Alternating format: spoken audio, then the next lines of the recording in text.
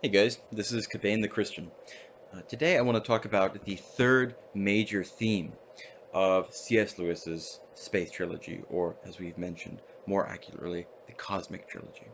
And again, it's more accurately the Cosmic Trilogy because for Lewis, space itself is a blasphemous misnomer. It misnames what ought to be called the heavens which, in his words, quoting Ransom, declare the glory of God and are an empyrean ocean of celestial radiance. Space, in other words, is defined by emptiness and darkness. The heavens, they are defined by fullness and light. And the real world is not space, it's the heavens. So, as I mentioned, this is going to begin our chapter by chapter discussion of the entire Cosmic Trilogy. Before we get into that, we're going to discuss these 5 themes. I discussed themes 1 and 2 yesterday, or the other day, and today I'm going to be discussing theme 3. Before I actually get into the nitty-gritty of that, I do want to mention my Patreon account. I'm going to have a video on this specifically, but I have a new Patreon account for monthly contributions, and the plan is to move entirely over to a monthly contribution model.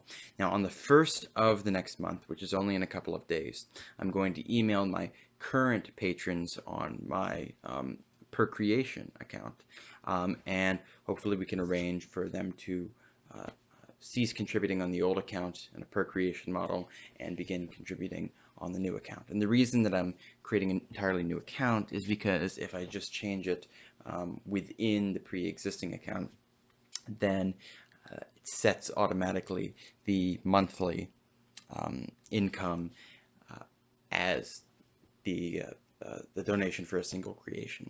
And maybe the transition would be smooth, but maybe not, and it wasn't that hard to create a new account. So we'll be talking more about this in the weeks and months to come, but this is going to be a much more thorough investment on my part than you've seen in the past. And that brings with it a much greater seriousness about using this channel in conjunction with Patreon. I'm not going to tell you that I'm in desperate need of finances, but I will say that at this point, it's important in terms of producing a regular stream of high quality content. It's important that that be conjoined with a successful Patreon in terms of creating some kind of income stream there. Now, if you're in dire financial straits, or if you're not that dire financial straits, but things are a little tight, I mean, please don't even worry about it. But if you do have something to contribute, and if you really enjoy this content, if you really want to see me produce more and more of this content, that would very much be appreciated. And I really hate grifting people, but I don't know how else to say it. So with that awkward introduction out of the way, let's get into the substance of today's video, and I'll get back to grifting you all on another day. That was a joke, by the way. Okay, so the third major theme in Lewis's Cosmic Trilogy is the grand scope of the divine economy. And this grand scope of the divine economy is something which I think many people today, Christian and non-Christian, have really missed. And I think it has more catastrophic consequences than people realize at first. Because what does Christianity fundamentally purport to do? It purports to provide the interpretive paradigm for the entirety of existence. Christianity claims to be the central set of truths governing our existence and our life. It claims to provide the unifying principle of world history and the goal to which the future strives. It claims to permeate the entirety of the creation from top to bottom in its significance. Now, the problem, given the scope of these claims, with many popular presentations of Christianity, and I'm not just limiting this to Protestant presentations. The problem is that it seems to be strangely disconnected with the concrete warp and woof of the actual world. So Christianity claims to pertain to absolutely everything that exists in the world. Nevertheless, when one gets down to brass tacks, it seems to many people, believers and non-believers alike, that the basic thrust of the story concerns individual salvation, and the significance of a given theological issue is evaluated according to its pertinence relative to the question of individual salvation. Now, this can be true even if the person in question affirms the necessity of the resurrection body and the integral nature of the renewal of creation to the gospel. Because I think implicitly, and I want to emphasize that I'm talking about implicit aspects of these presentations. I don't think people would actually affirm what I'm about to say explicitly. Implicitly, it seems that things like studying the natures of created things, what we would call the natural sciences, that this is essentially something that we're doing right now to pass the time. That yes, we do take joy in the natures of created things, they glorify God, but the real substance of that joy taking is going to happen in the world to come. And if we do take any joy in studying the world, in learning the world more fully now, then it is a foretaste of what will happen in the world to come that is not fundamental to the church's mission in history. And this, I think, is something which really deserves its own treatment, because I'm going to give you a dichotomy between two ways of presenting the Christian interpretation of the world, one of which centers on the question of individual salvation and damnation. And the principal question Christianity answers is, how can I be saved from damnation? How can I be eternally justified? Now, I don't want to dismiss the importance of that question. It is a fundamental and radically important question. But I think that Christianity, in its full measure, actually concerns something which needs to be framed in a different way. And that is the glorification of the whole cosmos through mankind in the church. In other words, God made the world in order that the world might be completed in the creative work through and with the participation and instrumentality of mankind.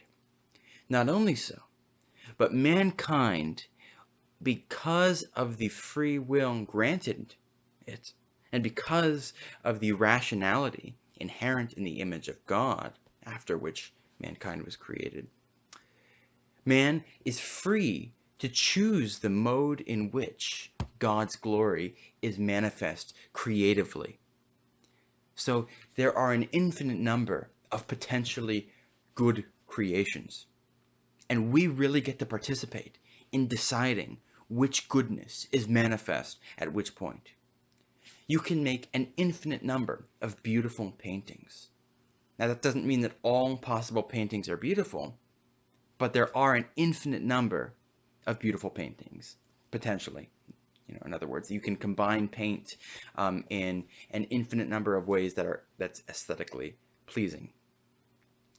And part of the task of the human family in history is to participate with God in perfecting the creation, in bringing it from glory to glory, and in choosing the mode in which it is brought from glory to glory. Now, what this does is it expands the scope of Christianity in terms of its relevance to include absolutely everything.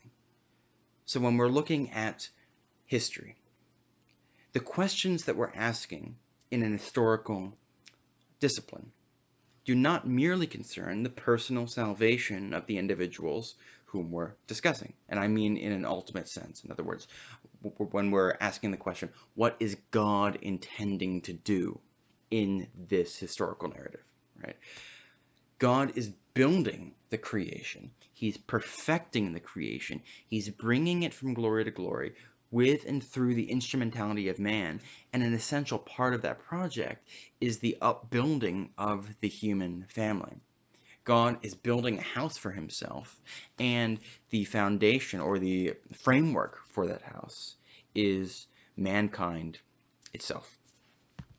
And so when we look at an historical narrative, a story of the development of any given nation, we're looking at God's active handiwork in building up the human family into a fit dwelling for himself.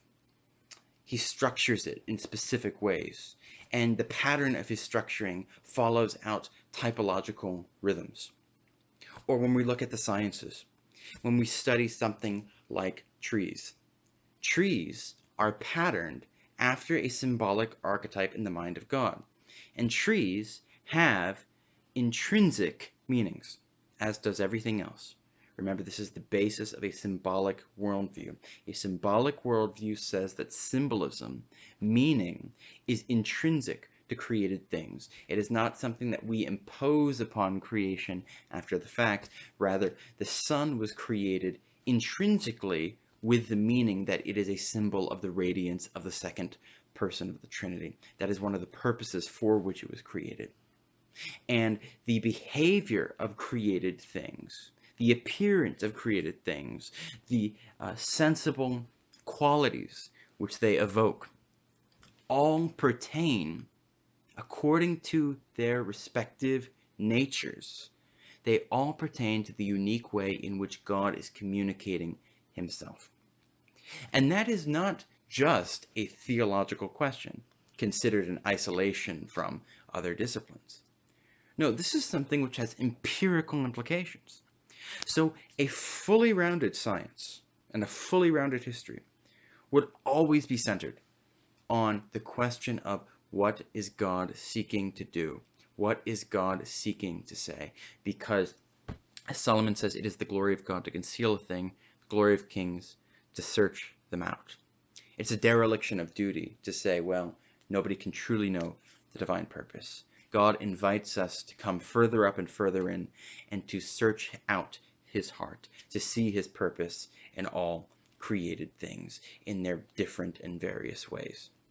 Now, what does this have to do with the cosmic trilogy? It may seem to many of you that I've just gone on this long tangent without any real relevance to the cosmic trilogy. And while I do have a tendency to do that, it is not something I'm guilty of in this case. Because in the cosmic trilogy, the story of Earth is set within a much broader context whose unifying principle is development and glorification.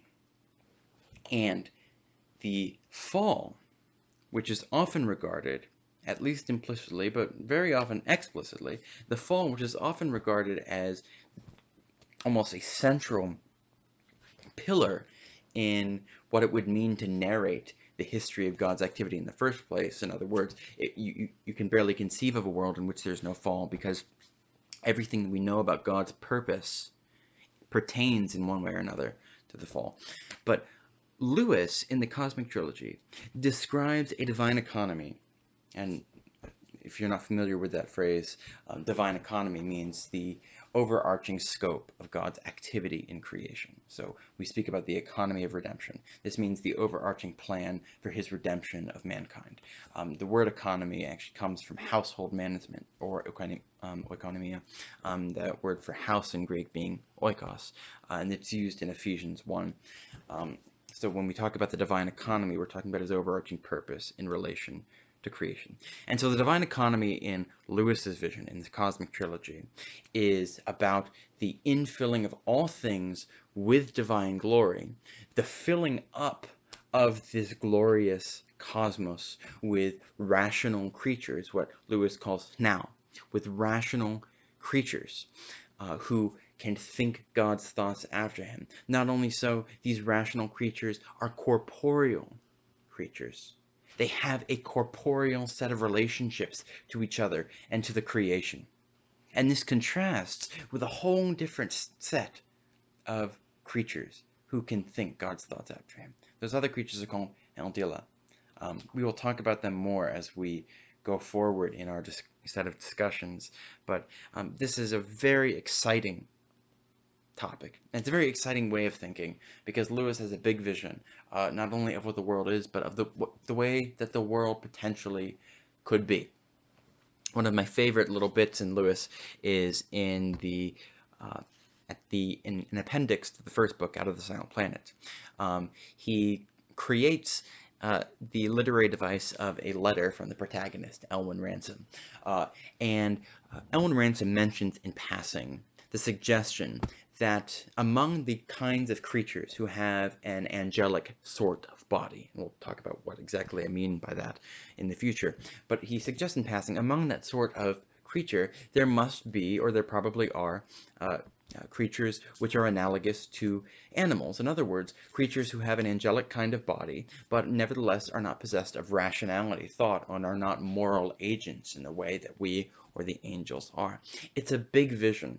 It's a big vision of what is possible, of all of the different things that God could have created and may well have created. It's the bigness of the vision is a major theme, a major point of emphasis, which permeates this whole story. Now, related to this is Lewis's appreciation for the unity of the divine economy, the unity of God's plan, or what I would like to call the Catholicity in time of God's plan. So, when we conceive in a Christian fictional universe of what other worlds, other unfallen worlds might be like, what their histories might be, what their organisms, rational and non-rational alike, what they might be like, we are inclined to think at first of their individual stories. But Lewis, as a well-informed, theologically educated, and deeply devoted Christian, understands that one of the non-negotiables, the non-negotiable, is the centrality of the incarnation of the Word to the entirety of cosmic history. And that centrality is itself the manifestation of the quality of the unity of God's divine activity. Everything that God does pertains in one way or another to everything else that God does. He is intimately aware of the relationship that all of his activities have with every single one of his other activities. Nothing that one does fails to have an effect on something else. We think of something like the butterfly effect, right? Little motions in one place through a series of contingent circumstances can spin out massive shifts in the grand scheme of things. And God is intimately aware of the way that all plays out. So his will is united. He has a single, unified purpose. His activity is united in that all of the different things that he does are ordered to one another. They all reinforce one another. And the incarnation is the governing principle in the history of the divine economy, because the Logos of God is called Logos in view of the fact that the Father always acts in and through the Son. And thought, this is why we call them Logos, thought is one of those activities. If you conceive of a square in one's mind, conceive of a square in your mind, that thinking is an activity. Now, God's conception of a square, the ultimate kind of uncreated archetype of a square, that is a timeless motion in which God is engaged in contemplation. And that is the ontological basis for there being such an abstract object as the square. But God's activities are summed up in the Logos. God knows himself by knowing the Logos. He sees himself through the mediation of the Spirit in the face of his only begotten Son. I've written an article elsewhere on the Trinitarian nature of the energies, but I won't go into that much more here. What I want to just emphasize here is that the idea of the Logos is inseparable from the idea of these activities. The Logos is inseparable from the idea of the unity of purpose. Anything that God does in history is done in and through the Logos. So remember how we've talked about before how to manifest oneself in sight, that is an activity. We're not usually inclined to think of yellowness, for example, as an activity or an energy. But it is. If you see something which is yellow, it's because the thing which is yellow, that particular subject, is manifesting its yellowness in relation to creatures with the capacity to apprehend it visibly. There's motion going on, both in the technical sense and in the colloquial sense. Photons are moving from the point of origin all the way to the eyes, to the brain, and so on. And the incarnation of the Logos is not just an incarnation in a corporeal nature. It is the incarnation of the Word of God in human nature. He is of the bone and blood of Adam now and forever. And so Lewis wants to make coherent or present a coherent vision of how exactly the incarnation of the Logos in the body and soul of one particular of his corporeal creatures might nevertheless be the center of the whole divine economy, not only for our race, but for all worlds. And this, I think, is one of, if not the most brilliant aspect of the narrative. And this is what when I talk about the Catholicity of God's activity in time, this is what I mean. Because Catholicity means according to the whole. Okay, so that's where the word comes from. It's kata tholikos, according to the fullness, or according to the whole. And this is used originally as a reference to the nature of the church, right? So the church being indivisible, not just, by happenstance or practically, but actually ontologically, the church being indivisible cannot be half a church. Every particular church, or every local church, the church of God which sojourns in Antioch, possesses the subsistence of the entire body of Christ according to the modality unique and appropriate to its location. So that's something that may well have just gone over your head. Maybe it didn't. We've talked about it elsewhere. I don't want to get entangled on that point.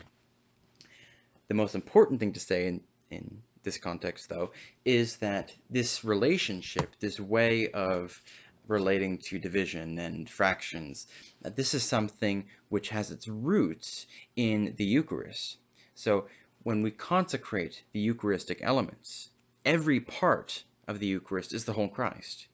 You are not receiving a piece of Christ's body. You're receiving the whole Christ in every particle of his body and blood. And that is something which flows from the nature of the resurrection body. And that is something that we'll just have to discuss another time. But the most important conceptual point I want to make here is that the whole is in every part. You take any particle and you're going to get the whole Christ. The whole is in every part. And that is because God, being God, is necessarily God. And when we say that God is necessarily God, in other words, he could not exist, that means he's necessarily God as God. because what constitutes him as God is him having the perfections that he actually does have. And he has an infinite range of goodnesses, an infinite range of perfections. But each of these perfections, these goodnesses, is what it is according to its relationship with every other one of those infinite goodnesses. The easiest analogy to use here is a mathematical one that I've used many times before. You take a mathematical set. Take, the set of all real numbers, okay? So taking number 1, 2, 3, 4, 5, on to infinity and all the way backwards into all the negative numbers. Each of these numbers is what it is in a necessary relation with every other number in that set. Okay? So the number 2 is the number 2 in view of it being one more than number 1, one less than the number 3, and so on to all integers. And that's not just true for additive relations, it's true for multiplication, exponency, and so on and so forth.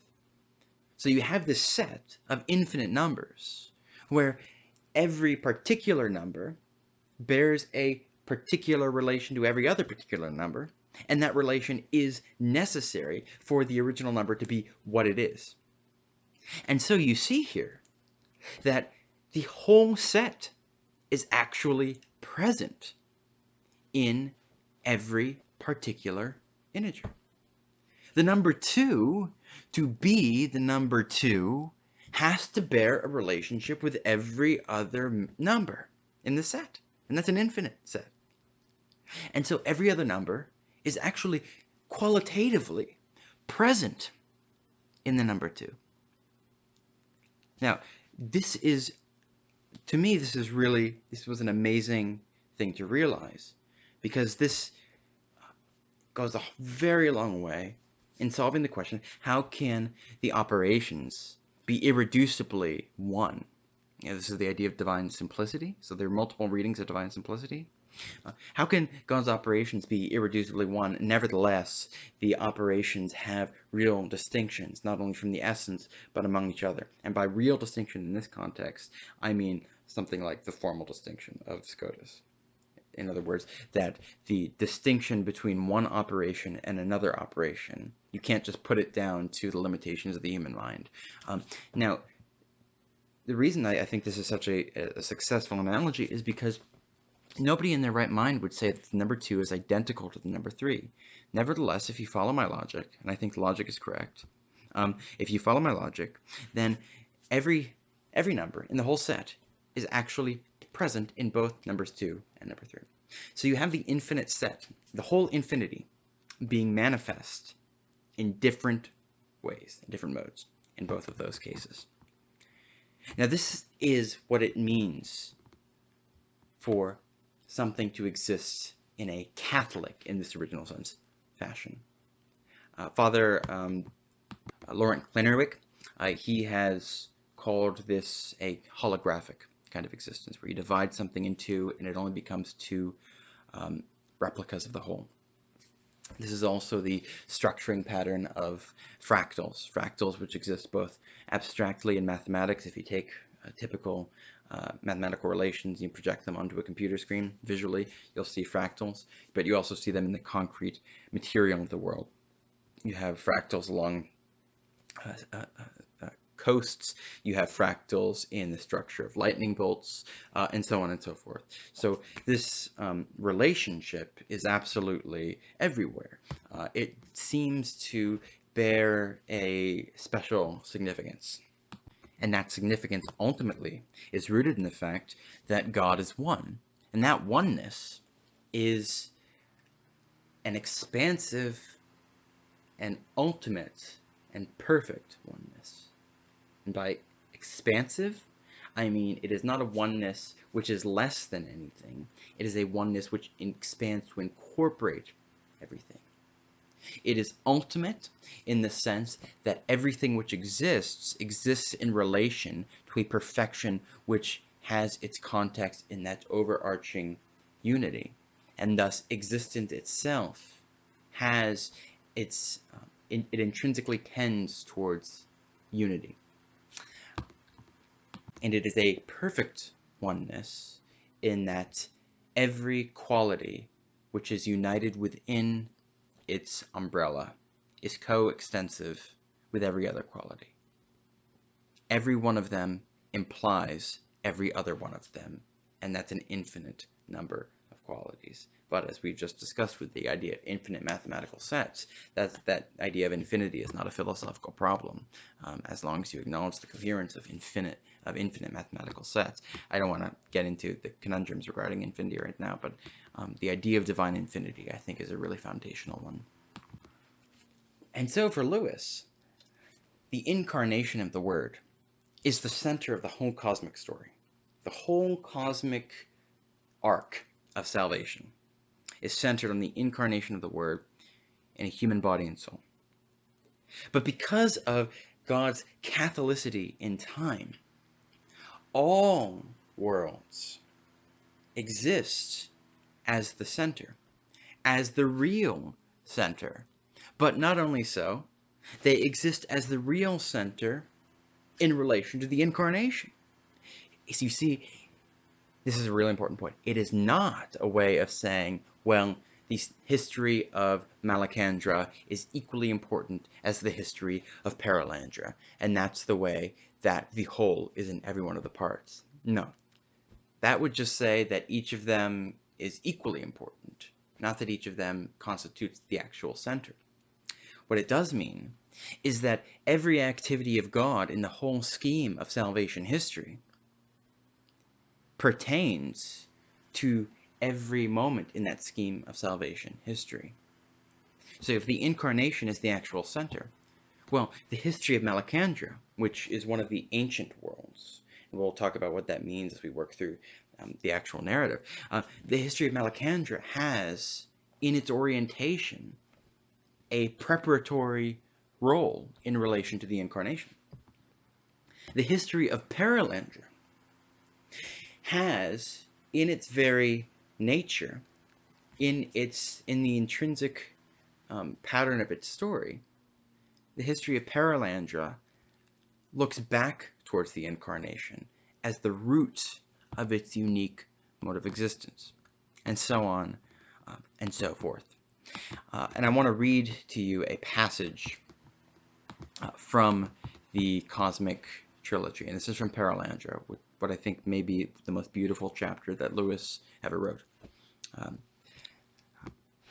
The peoples of the ancient worlds who never sinned, and this is, by the way, the archon of Mars and the archon of Venus, they are praising God in unity with the Lord and Lady of Venus and Ransom. So I don't want to go into more detail than that at this point, or at this moment, just for the sake of time, but I just wanted to give you that little bit of background. The peoples of the ancient worlds, it's like Mars, Malacandra, who never sinned, for whom he never came down, that is, the Logos, never became incarnate. They are the peoples for whose sake the low worlds were made, that's the inner planets. For though the healing what was wounded, and the straightening what was bent is a new dimension of glory. Yet the straight was not made that it might be bent. Remember, this is a way of talking about sin. Nor the whole that it might be wounded. The ancient peoples are at the center. Blessed be he. So these are the races of rational creatures that exist prior to the birth of mankind and the incarnation.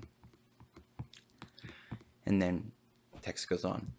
All which is not itself the great dance was made in order that he, it is the word Melendo, as he is called in the Space Trilogy, in order that he might come down into it.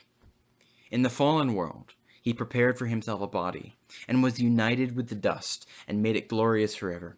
This is the end and final cause of all creating, and the sin whereby it came is called fortunate, and the world where this was enacted is the center of worlds. Blessed be he. The tree was planted in that world, that's our world, but the fruit has ripened in this, that's Venus. And I'll finish this first and then I'll explain a little bit. The fountain that sprang with mingled blood and life in the dark world flows here with life only. We have passed the first cataracts, and from here onward the stream flows deep and turns in the direction of the sea. This is the morning star, which he promised to those who conquer. This is the center of worlds. Till now all has waited, but now the trumpet is sounded, and the army is on the move. Blessed be he. And so in Paralandra, what happens essentially is that you have human beings are created on Venus, not as members of the race of Adam, but as beings whose very existence is shaped out of the reality of the incarnation. So in Malacandra, Ransom meets three different races of of rational aliens, and none of them look very much like human beings. They're kind of like, if you want to use the Elder Scrolls terminology, beast folk. They're rational, but they might have fur, might look a little like a frog. And then in Venus, the rational creatures look exactly like human beings, except for their green skin. So the creation of this new race of rational creatures is the fruit of the incarnation. Not only so, but the work of these beings is distinct from the kind of work that was done on Malacandra.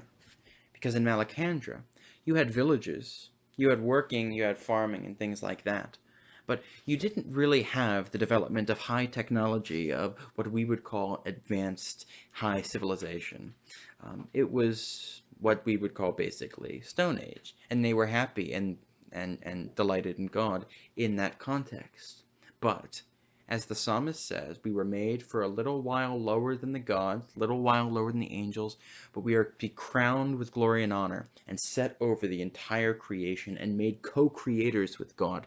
And so the Adam and Eve of this world, because of the reality of the incarnation, because they are born out of the fact of the incarnation, not redeemed by it, but born out of its accomplishment, they receive the crowns that were meant for humanity in the beginning, and they become, in fact, unfallen co-creators with God, not only unfallen, but glorified. And so he will go on to describe the architectural wonders that he plans to create. Let's just continue reading. We skip a few paragraphs. Each grain is at the center. The dust is at the center. The worlds are at the center. The beasts are at the center. The ancient peoples are there. The race that sinned is there. Tor and Tinadril, that is the Adam and Eve of that world, are there. The gods also are there. Blessed be he. Where Melandil, this is Christ, where Melandil is, there is the center. He is in every place, not some of him in one place and some in another, but in each place the whole Melandil, even in the smallness beyond thought. There is no way out of the center, save into the bent will which casts itself into nowhere. Blessed be he. And so Christ, in taking the whole creation into himself, and recapitulating and healing the whole creation by his union with it, he restructures everything in the cosmos and everything about its pattern of existence. Everything has its own rhythm of existence. Well, all of that beats to the heartbeat of the incarnate Word. Because the music out of which these rhythms come, well, this music was written after the pattern of the Logos to begin with. But when it became bent, things kind of bent out of shape, as it were. They were twisted out of right relation to each other. Things which were meant to be in harmonious distinction came to be in conflict and came to be mutually exclusive. But you think about the relation of one body revolving around another body. Christ, the Logos, is he around whom everything revolves. Everything is placed in relation to him as the ultimate personal subject. And because he extends himself into everything through the incarnation, one can legitimately and truly consider the significance of everything in the cosmos in relation to whatever center one selects. So this is basically the theological and philosophical correspondent to the principle of relativity, that you can select any center of motion you want in space, and it will be mathematically and empirically equivalent. That is to say, you cannot empirically or mathematically measure the difference between me jumping up and down in relation to the Earth and the Earth um, jumping up and down or down and up in relation to me. You select a subject and you can consider everything else in relation to that subject. And Christ is he who creates this new fabric of relations.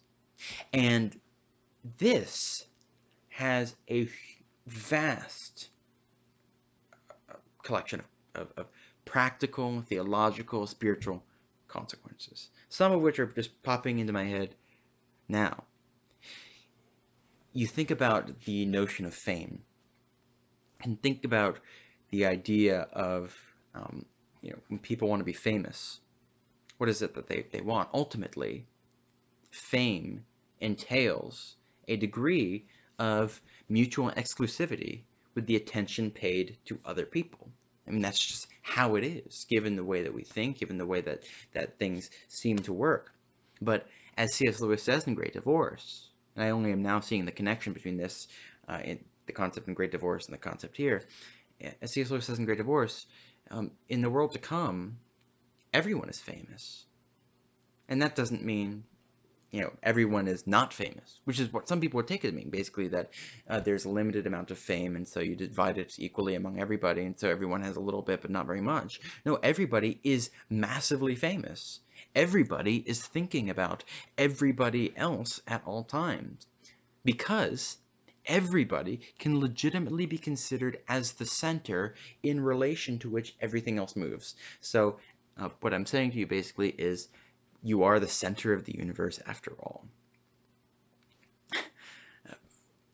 But this speaks to the ultimate elegance of God's plan, the mystery of redemption, which is accomplished and enacted in Jesus Christ. It's been said by various spiritual and ascetic writers that even if there was only one human creature, Christ would have gone to the same lengths to redeem and glorify that human creature. And I think that's true both in terms of an object lesson about Christ's love and in certain ways an ontological reality, that everything exists for the sake of everything else, both in general and in particular.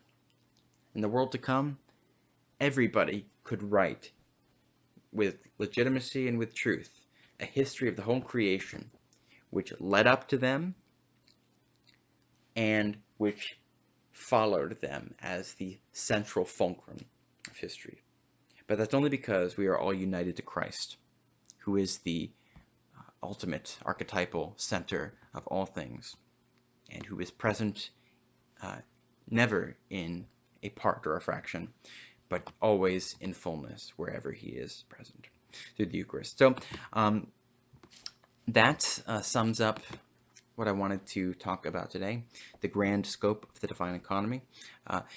And what this essentially is Lewis's speculative, I don't use that word polemically, of course, it's his way of considering one way in which the vastness and specificity of a highly populated cosmos might pertain organically to the truths that we know from Christianity. So I think it has something of an apologetic motive. I don't think that's at all its primary motive. But people say you can't tell the story of Christianity given the universe that we know from modern cosmology, and there's nothing to that at all. And so what Lewis does to refute it is he tells the story of the creation with a highly populated universe of rational, intelligent beings. Now, Lewis himself was skeptical that it was highly populated. But the point is, you can tell that story. And what you find is that when you pan out everything in which we have been taking delight, justly, legitimately.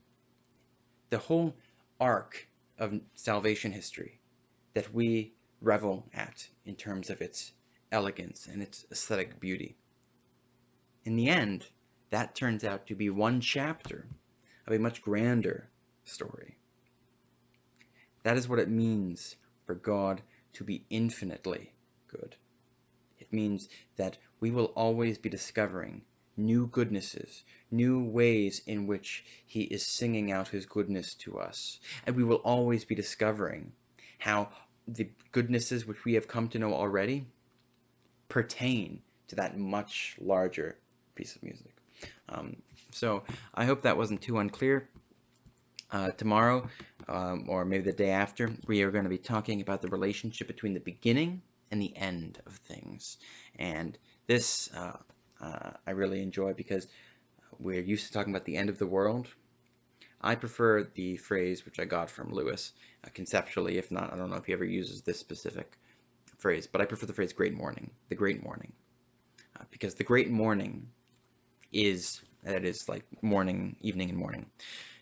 The great morning signifies the genuine quality of the eschaton, which is not, well, it's, basically that's it for God's plan. But now things can really begin. You can think about it, and we'll talk about this more tomorrow, but I'll just say this. You can think about it in terms of the twofold process of constructing a temple. When you construct a temple, first you gather all the raw materials, and you shape the raw materials, and you arrange them in the order which God commands. And then you consecrate the temple, or the tabernacle. You begin the cycle of services. And every transition in history and beyond bears the imprint of this twofold pattern. You can think, for example, of the entire Old Covenant as the construction of all of the materials, all of the vessels for the temple.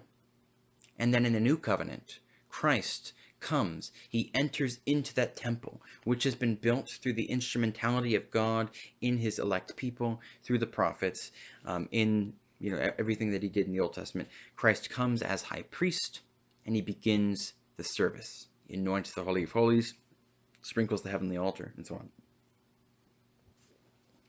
But you can also think in terms of the whole history of creation, all the way up to the eschaton, or the great morning. That whole history, in fact, is the construction of the vessels, or the instruments for the temple. All we're doing is we're building for the kingdom of God. In this sense, we're not building the kingdom of God, but we're building for the kingdom of God. And when we've built all of the materials necessary for it, then God will begin the divine liturgy in reality. And you can frame this in terms of any transition in God's work in history. Any at all.